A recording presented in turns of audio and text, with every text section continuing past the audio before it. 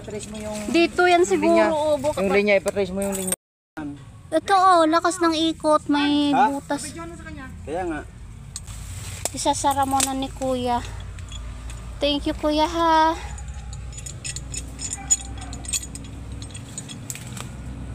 Paano mo?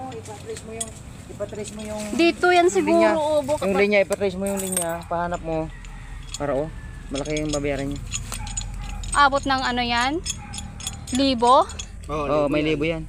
60, umabot ng 60. Oh, yan isinara na Kasi pwede Ayan, naman sinara. pwede naman buksan yan. Ibuksan mo lang ng kahit mga plier.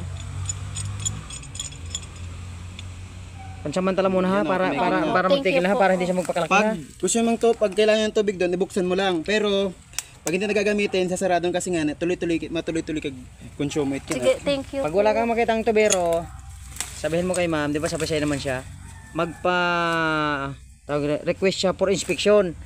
Kasi pag high leakage, yung high consumption, 200 lang man ang bayad nun. At least ay mapapaayos.